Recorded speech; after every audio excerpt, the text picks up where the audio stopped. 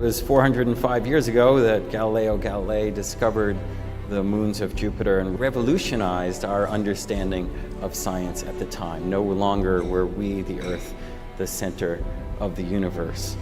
Europa might have a similar prospect. Europa is among this family of Galilean moons, Io, Europa, Ganymede, and Callisto. It's a challenge to explore Europa because it's immersed in Jupiter's giant radiation belts.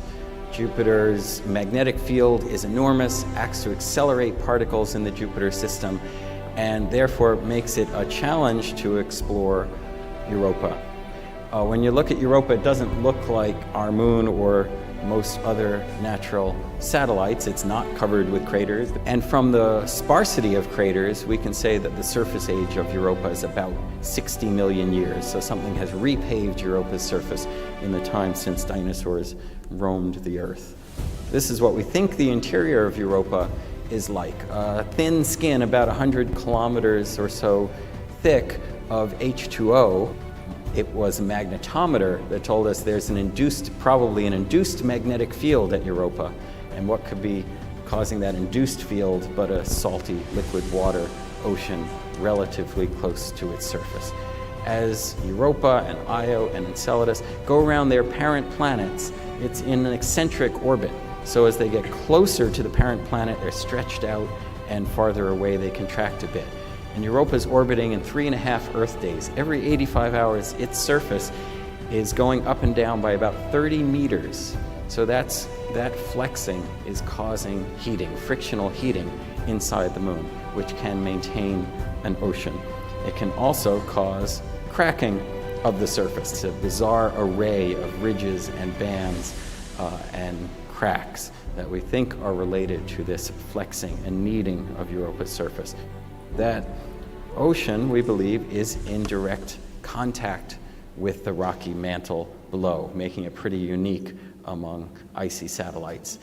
One thing we're really trying to get at in understanding the potential habitability of this probable ocean, first we want to confirm the ocean, we want to understand, is there communication between the surface and the interior?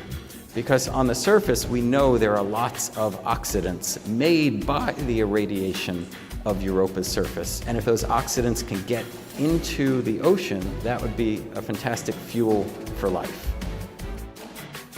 Europa also shows these dark pits and spots, which we think are related to convection of its ice shell.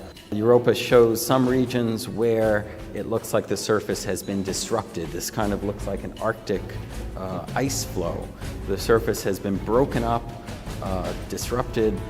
Large blocks have tilted and rotated in this kind of hummocky matrix. And we think there was almost certainly some component of liquid water to allow these blocks to move about.